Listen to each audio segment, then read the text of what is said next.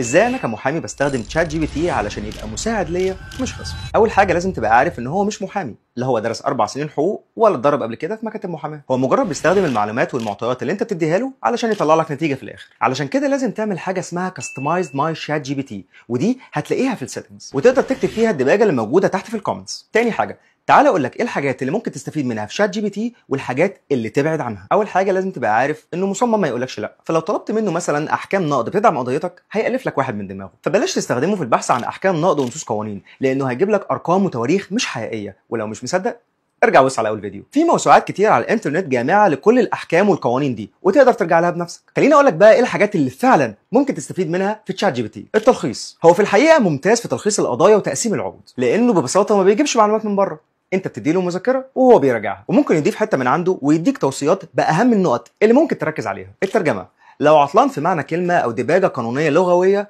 هو هيفيدك في ده جدا. اخر واهم حاجه، ضروري تراجع على اي حاجه بيديها لك شات جي بي تي. شات جي بي تي مش بديل ليك، انما اداه قويه لو عرفت تستخدمها صح. انا ادهم وليد وده ليجل كاست.